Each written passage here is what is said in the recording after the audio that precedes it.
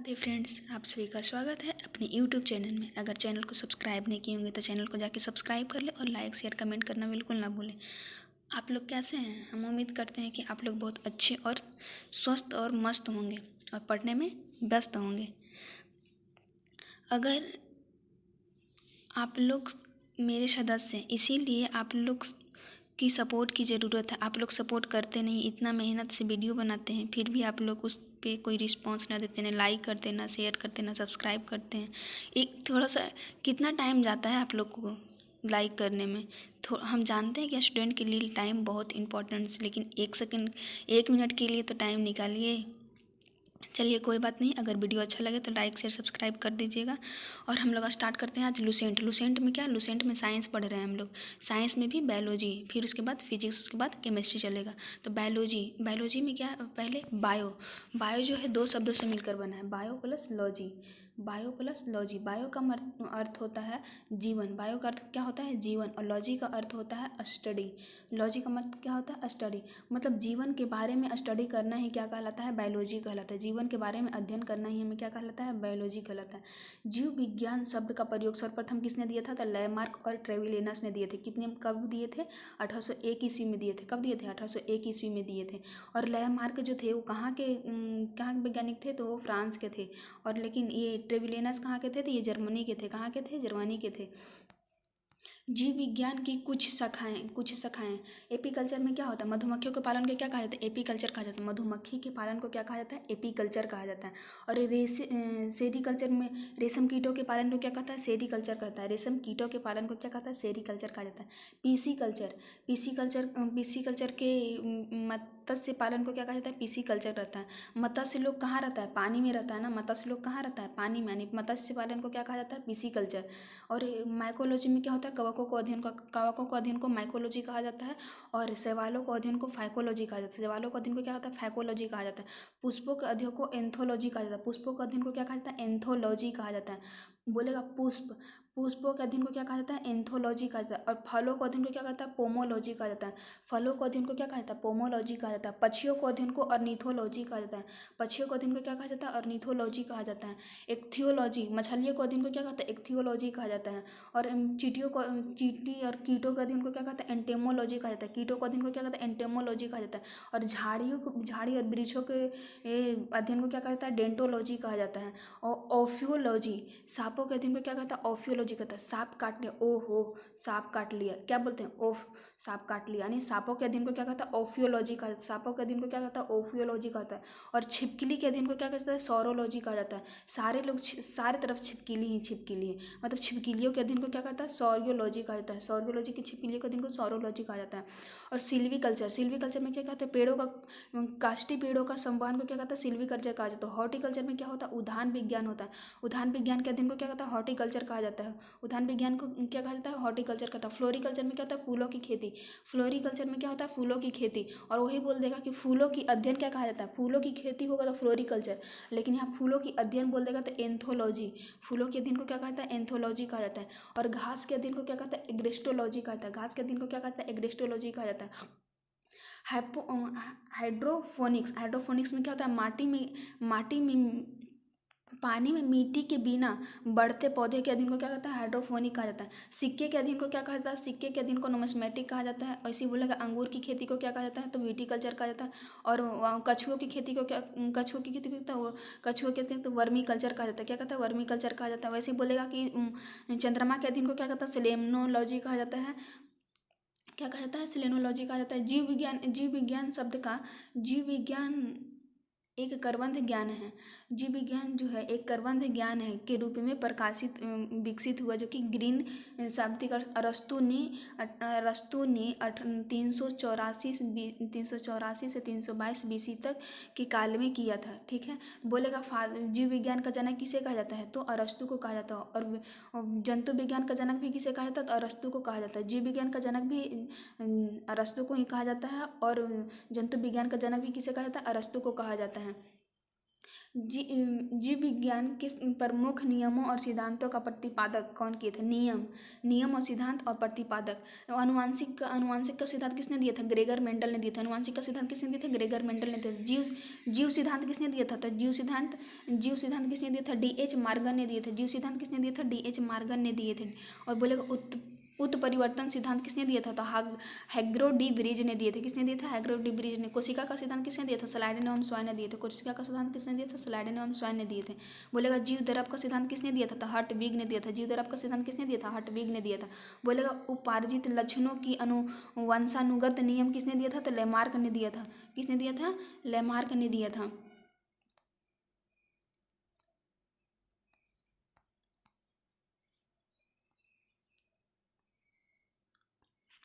बोलेगा प्राकृतिक वर्णक सिद्धांत नेचुरल सिलेक्शन किसने दिया था? डार्विन ने दिया था। किसने दिया था? डार्विन ने दिया था।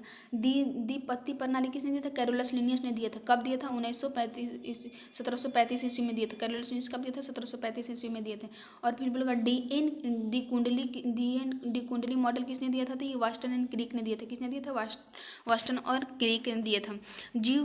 जीवधारियों का वर्गीकरण अरस्तु ने समस्त जीवों को दो भागों में बांटा था। एक जंतु समूह और एक वनस्पति समूह। अरस्तु जो थे वो समस्त जीवों को दो भागों में बांटे थे।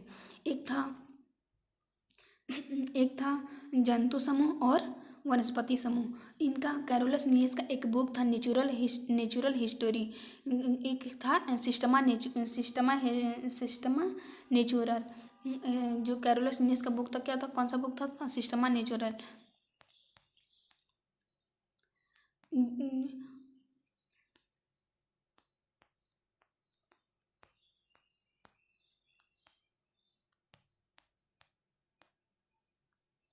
जीवधारियों को दो जगत में किसने बांटे थे? तो ये अरस्तु ने समस्त जीवों को दो भागों में बांटे थे। एक जंतु विज्ञान और एक वनस्पति विज्ञान। इसके बाद इसकी नींव वर्गीकरण बोलेगा वर्गीकी यानी वर्गीकरण जो होता है उसे टैक्सोनॉमी कहा जाता है। उसे क्या कहता है? टैक्सोनॉमी। यानी टैक्सोनॉमी किसे कहा जाता है? तो वर्गीकरण किसे कहा जाता है?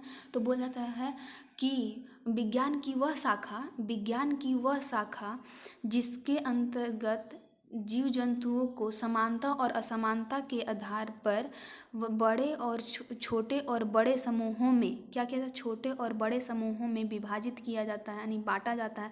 उसे ही हम लोग क्या कहते हैं? वो टैक्सोनॉमी कहा जाता है। उसे क्या कहते हैं? टैक्सोनॉमी यानी वर्गीकरण कहा जाता है। वर्गीकरण विज्ञान कहा जाता है। टैक्सोनॉमी यानी कैरोलस लिनियस ने बोलेगा आधुनिक वर्गीकरण का पिता किसे कहा जाता है? तो कैरोलस लिनियस को कहा जाता है। आधुनिक वर्गीकरण का पिता किसे कहा जाता है? कैरोलस लिनियस को कहा जाता है। कैरोलस लिनियस ने द्वीप पद्धति बनाई थी। क्या बनाया था? द्वीप पद्धति नामकरण बनाए थे। द्वीप पद्धति मतलब होता है पहला होता है जो कि एक लैटिन भाषा से था। द्वीप पद्धति मतलब लैटिन दो शब्दों से मिलकर बना था लैटिन शब्द से। तो पहला होता है वंश और दूसरा होता है जाति। पहला क्या होता है? वंश और दूसरा होता है जाति। इसीलिए पहला जो था वंश और जाति मिलके एक पहले जो वैज्ञानिक नाम खोजे थे वो क्या था? तो मानव का वैज्ञानिक नाम क्या होता है? तो होमो सैपियंस। पहला होता है वंश और दूसरा होता है जाति। तो कैरोलस लिनियस ने क्या किए थे? 1735 ईस्वी में दो भागों में विभाजित किए थे। इनकी एक बुक कौन थी? Systema natural. कब ये फिर उसके बाद वर्गीकरण में बहुत सारे वैज्ञानिक ने अपना अपना क्या किए? मत दिए। लेकिन कुछ ऐसे बहुत सारे वैज्ञानिक ने अपना अपना इस पर क्या किए? मत दिए। लेकिन उसमें से एक वैज्ञानिक हिकेटर ने जो थे 1969 ईस्वी में फाइव किंगडम सिस्टम दिए थे। क्या दिए थे? 5 किंगडम सिस्टम दिए थे। 5 जगत प्रणाली। इन्होंने समस्त जीवों को 5 भागों में बांटे थे। इन्होंने समस्त जीवों को कितने भागों में बांटे? 5 भागों में बांटे थे। पहला था मोनेरा, दूसरा था प्रोटेस्टा, फिर तीसरा था कवक, फिर पादप और जंतु था। कितना था? पादप और जंतु था। पहला में क्या था? मोनेरा। दूसरा में क्या था? प्रोटिस्टा। तीसरा में क्या था? तीसरा में था कवक। चौथा में क्या था? पादप। पांचवा में क्या था? जंतु। पांचवा में क्या था? जंतु। ये किसने बांटे थे? तो हिकेटियर ने। कब बांटे थे? 1969 ईस्वी में दिए थे। मोनेरा। अब पहला क्या था? मोनेरा। मोनेरा जो है, मोनेरा एक कोशिकीय और यूकैरियोटिक। मोनेरा जो है एक कोशिकीय और प्रोकैरियोटिक कोशिका है। प्रोकैरियोटिक जीवाणु है। क्या है? प्रोकैरियोटिक है। मोनेरा क्या है? तो मोनेरा जो है एक कोशिकीय और प्रोकैरियोटिक जीव है। क्या है? प्रोकैरियोटिक जीव है। मोनेरा के अंतर्गत कौन कौन सा आता है? तो मोनेरा के अंतर्गत जीवाणु, साइनोबैक्टीरिया और आर्कीबैक्टीरिया, और फिर क्या आता है? माइकोप्लाज्मा। इसके अंतर्गत क्या आता है? माइकोप्लाज्मा आता है। क्या आता है? माइकोप्लाज्मा। माइकोप्लाज्मा। साइनोबैक्टीरिया को नील हरित शैवाल भी कहा जाता है। साइनोबैक्टीरिया को क्या कहा जाता है? नील हरित शैवाल भी कहा जाता है। और यहाँ पे माइकोप्लाज्मा बहुत छोटा होता है। माइकोप्लाज्मा क्या होता है? बहुत छोटा होता है। लेकिन यह माइकोप्लाज्मा बहुत छोटा होता है, लेकिन यह स्वयं ही विकास या जनन करने के लिए क्या है? समर्थ है। माइकोप्लाज्मा क्या होता है? बहुत छोटा है, लेकिन स्वयं ही अपने विकास या जनन करने के लिए क्या है? समर्थ है। फिर आता है यहाँ पे साइनोबैक्टीरिया। साइनोबैक्टीरिया को नीलहरित शैवाल कहा जाता है। जीवाणु। जीवाणु किसे कहता है? तो जीवाणु जो होते हैं वो छोटे जीवाणु का आकार, जिन जीवाणु का जो होता है लंबाई 3 से 4 माइक्रोन का होता है। जीवाणु की लंबाई कितना? तो 3 से 4 माइक्रोन होता है। जो कि हम लोग अपने इसको देखने के लिए हम लोग कंपाउंड माइक्रोस्कोप का प्रयोग करते हैं। क्या करते हैं? कंपाउंड माइक्रोस्कोप का प्रयोग करते हैं। जीवाणु जो होता है वो मनुष्य के लिए लाभदायक भी है और हानिकारक भी है। जीवाणु क्या है? मनुष्य के लिए फायदेमंद भी है और हानिकारक भी है। लेकिन ये आर्की बैक्टीरिया जो है वो सारे बैक्टीरिया से कुछ अलग, इसकी आर्की बैक्टीरिया का लक्षण सारे बैक्टीरिया से कुछ अलग इसका लक्षण है। आर्की बैक्टीरिया का यूज हम लोग मीथेन उत्पाद में करते हैं। आर्की बैक्टीरिया का उपयोग हम लोग मीथेन उत्पाद में करते हैं। और आर्की बैक्टीरिया दलदल वाले स्थान पे या पशुओं के रोमन में पाए जाते हैं। आर्की बैक्टीरिया जो कहाँ पाए जाते हैं? तो आर्की बैक्टीरिया दलदल वाले स्थान पे या पशुओं के रोमन में पाए जाते हैं। फिर आता है प्रोटिस्टा। बोलेगा अच्छा। ये फल जो फूलदायी पौधे होते हैं उसके फूलदायी पादप की जड़ों में कौन सा जीवाणु रहता है? तो उसमें कौन सा जीवाणु रहता है? राइबोजोबियम जीवाणु रहता है। कौन सा रहता है? राइबोजोबियम। जो कि वो से सहजीविता प्रदर्शित करता है। क्या करता है? सहजीविता प्रदर्शित करता है। प्रोटिस्टा। प्रोटिस्टा जो है प्रोटिस्टा जो है एक कोशिकीय और यूकैरियोटिक जीव है। जो होता है प्रोटिस्टा, ये क्या है? एक कोशिकीय जीव है, लेकिन क्या है? प्रोकैरियोटिक जीव है और यूकैरियोटिक जीव है। प्रोकैरियोटिक मतलब होता है जिसमें केंद्रक नहीं हो, और यूकैरियोटिक मतलब होता है जिसमें केंद्रक उपस्थित हो, उसे यूकैरियोटिक कहा जाता है। जैसे कि यहाँ पे प्रोटिस्टा क्या है? तो प्रोटिस्टा एक कोशिकीय जीव है, लेकिन ये क्या है? यूकैरियोटिक जीव है। और लेकिन यहाँ पे बोल देगा मोनेरा, तो मोनेरा क्या है? एक कोशिकीय जीव है, लेकिन ये यूकैरियोटिक, एक कोशिकीय और क्या है? यूकैरियोटिक जीव है। और देखिए मोनेरा प्रोटिस्टा के अंतर्गत कौन सा आता है? तो प्रोटिस्टा के अंतर्गत आएगा पादप और जंतु के बीच की योजक कड़ी को क्या कहा जाता है? यूग्लिना कहा जाता है। पादप और जंतु के बीच की योजक कड़ी को क्या कहा जाता है? यूग्लिना कहा जाता है। और प्रोटिस्टा के अंतर्गत क्या आएगा? तो प्रोटिस्टा के अंतर्गत आएगा प्रोटोजोआ और शैवाल आएगा। प्रोटिस्टा के अंतर्गत आएगा शैवाल। क्या आएगा? शैवाल आएगा और शैवाल आएगा और प्रोटोजोआ आएगा। क्या आएगा? प्रोटोजोआ। शैवाल जो होता है एक क्या होता है? सपोषी होता है। शैवाल क्या होता है? सपोषी होता है। और शैवाल के अध्ययन को हम लोग क्या कहते हैं? शैवाल के अध्ययन को हम लोग क्या कहते हैं? फाइकोलॉजी कहा जाता है। शैवाल के अध्ययन को हम लोग क्या कहते हैं? फाइकोलॉजी कहा जाता है। और कवक और शैवाल के बीच योजक कड़ी जो बनाता है उसे क्या कहता है? लाइकेन कहा जाता है। कवक और शैवाल के बीच जो सहजीवी प्रदान करता है उसे क्या कहा जाता है? तो लाइकेन कहा जाता है।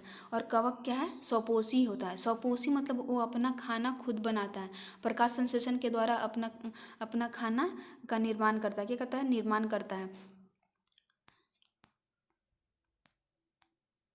फिर है कवक। कवक जो है कवक ये कवक जो है यूकेरियोटिक और परपोसी होता है। परपोसी को क्या कहता है, हेटरोट्रॉफिक कहा जाता है। कवक जो है वो क्या है, यूकेरियोटिक है और क्या है, परपोसी जीव है। क्या है, परपोसी जीवधारी है। इसके अंतर्गत कवक के अंतर्गत क्या आएगा, तो कवक के अंतर्गत आएगा मशरूम।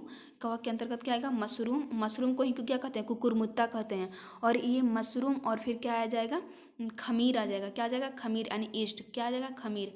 बोलेगा खमीर किस पर खमीर जो है किस वंश का सदस्य है। खमीर किस वंश का सदस्य है, तो खमीर जो होता है एगेस्कोमाइसिटीज वंश का सदस्य है। क्या है, एगेस्कोमाइसिटीज वंश का सदस्य है। बोल देगा मशरूम। मशरूम किस वंश का सदस्य है, तो मशरूम किस कुली का सदस्य है। मशरूम को ही क्या कहते हैं, कुकुरमुत्ता कहते हैं हम लोग। तो ये क्या है, तो होता है बायोसिटीज बेसियोमाइसिटीज कुल के आते हैं। किस में आते हैं, बेसियोमाइसिटीज कुल में आते हैं। कवक की कोशिका, कवक को अध्ययन को क्या कहते हैं, तो माइकोलॉजी कहा जाता है। कवक के अध्ययन को क्या कहते हैं, माइकोलॉजी कहा जाता है। और कवक की कोशिका भित्ति किसकी बनी होती है, काइटिन की बनी होती है। कवक की कोशिका भित्ति किसकी बनी होती है, काइटिन की बनी होती है। और ये इसमें क्या होता है, तो ये परजीवी और मृतजीवी होते हैं। कवक जो होते हैं क्या होता है, परजीवी और मृतजीवी होते हैं, क्योंकि ये अपना खाना खुद नहीं बनाते हैं। फिर आता है पादप। पादप के अंतर्गत क्या आएगा, तो पादप जो होता है, पादप के अंतर्गत बहुकोशिकीय, पादप के अंतर्गत बहुकोशिकीय, प्रकाश संश्लेषित और स्वपोषी उत्पादक सब किसके अंतर्गत आते हैं, तो पादप के अंतर्गत आते हैं। और पादप क्या होते हैं, पादप के अंतर्गत शैवाल मॉस्मस, पुष्पीय और अपुष्पीय बीज आते हैं। क्या आते हैं, पुष्पीय और अपुष्पीय बीज आते हैं। जैसे शैवाल क्या था, स्वपोषी था। वो अपना खाना खुद प्रकाश संश्लेषण के द्वारा क्या कर रहा था, निर्माण कर रहा था। फिर जंतु जो है, इस जगत के सभी बहुकोशिकीय जंतु जो कि यूकैरियोटिक उपभोक्तानी कंज्यूमर जीव शामिल किए जाते हैं। क्या करते हैं, इसका मेटोजोवा भी कहते हैं। मतलब इसे क्या कहते हैं, मेटोजोवा भी कहते हैं। जंतु विज्ञान को क्या कहते हैं, मेटोजोवा भी कहा जाता है। हाइड्रा, जेलफिश, कृत्रिम सितारा मछली, उभयचर मछली तथा स्तनधारी जीव इसी जगत के अंतर्गत आते हैं। जो पक्षी हैं, पक्षी और स्तनधारी वो गर्म रुधिर वाले जंतु होते हैं। पक्षी और स्तनधारी जो होते हैं, पक्षी और स्तनधारी गर्म रुधिर वाले होते हैं। गर्म रुधिर वाले मतलब वो अपना शरीर का तापमान हमेशा एक जैसा बनाए रखते हैं, गर्म रुधिर वाले। लेकिन वहीं पे ये होता है, इसीलिए क्या इसे क्या कहता है, समतापी कहा जाता है। इसे क्या कहा जाता है, समतापी। और ये जो होता है मछली सर्पिली और उभयचर, ये सब क्या होते हैं, असमतापी होते हैं। ये लोग अपना जो होते हैं तापमान के अनुसार इसका ब्लड क्या होता है, बदल ही करते रहता है, ये चेंज करते रहता है। जैसे कि यहाँ पे जेलफिश, आपके मछली के जैसा नाम देखने में लगेगा कि जेलफिश यानी मछली होगा, लेकिन ये मछली है नहीं। हाइड्रा फिर कृत्रिम सितारा, ये सब किसके जगत के किसके अंदर आता है, तो जीव जगत के अंतर्गत आता है। वर्गीकरण के आधारभूत की इकाई क्या है, जाति होता है। क्या होता है, जाति होता है। ये हम अभी बताए थे 1735 ईस्वी में कैरोलस लिनियस वर्गीकरण के पिता ने क्या किए थे, तो द्विघात यहाँ पे बोल रहा है 1735 में कैरोलस लिनियस ने नामकरण द्विवर्गीकरण की जन्मदाता ने फादर ऑफ टैक्सोनॉमी किसे कहा जाता है, तो कैरोलस लिनियस को कहा जाता है। और इन्होंने द्विपद्धति के अनुसार प्रत्येक जीवधारियों का नाम लैटिन भाषा के दो शब्दों से मिलकर बना है। पहला वंश और दूसरा जाति, पहले हम बता दिए थे। ये आप ये नहीं सोचिएगा सिर्फ लुसेंटी से बता रहे हैं, इससे हम अलग, इसमें तो थोड़ा थोड़ा ही दिया ना, हम बहुत डीपली में बता रहे हैं। जिससे बहुत पहले जाति और सबसे पहले वर्तमान नाम प्रदान किया गया था। किसका नाम के प्रदान किया गया था, तो मानव का किया गया था। मानव का वैज्ञानिक नाम क्या था, होमो सैम्पियस। मनुष्य का वैज्ञानिक नाम क्या है, होमो सैम्पियस। और देखिए इसी तरह से यहाँ मनुष्य का वैज्ञानिक नाम होमो सैम्पियस, मेढक का वैज्ञानिक नाम राना टेगर, और बिल्ली का वैज्ञानिक नाम क्या होता है, फिल्स डोमेस्टिका। बिल्ली का वैज्ञानिक नाम क्या होता है, फिल्स डोमेस्टिका होता है। कुत्ता का वैज्ञानिक नाम क्या होता है, कैंस फैमिलियर्स होता है। गाय का वैज्ञानिक नाम क्या होता है, बॉस इंडिकस होता है। गाय का वैज्ञानिक नाम क्या होता है, बॉस इंडिकस होता है। मधुमक्खी का क्या होता है, मुस्का डोमेस्टिका होता है। और आम का वैज्ञानिक नाम क्या होता है, मैंगीफेरा इंडिका होता है। आम की वैज्ञानिक नाम क्या होता है, मैगीफेरा इंडिका। आम का वैज्ञानिक नाम क्या होता है? मैगीफेरा इंडिका। धान का क्या होता है? ओरिजा स्टिभा होता है। क्या होता है? ओरिजा स्टिभा। गेहूं का क्या होता है? ट्रिटिकम स्टिभम होता है। क्या होता है? ट्रिटिकम स्टिभम। मटर का क्या होता है? पीसम स्टिभम होता है। और चना का क्या होता है? सर्कल स्टिभम होता है। सरसों को क्या कहता है? बैरेसिसस कैम्पेस्ट्रिस कहा जाता है। क्या कहता है? बैरेसिसस कैम्पेस्ट्रिस कहा जाता है। थैंक यू फ्रेंड्स पूरा वीडियो देखने के लिए। अगर आपके पास तो आप सबके पास लुसेंट होगा, लेकिन आप लोग लुसेंट को कभी खोलते हैं नहीं। अगर ऐसे कोई आपको वीडियो फॉर्म में बना के दे दे तो आप कभी खाते पीते चलते कहीं भी थोड़ा सा चालू कर लीजिएगा, तो कुछ ना कुछ इससे सीख के ही जाइएगा वीडियो से। Thank you friends. अगर वीडियो अच्छा लगा होगा तो लाइक शेयर सब्सक्राइब करना बिल्कुल ना भूलें।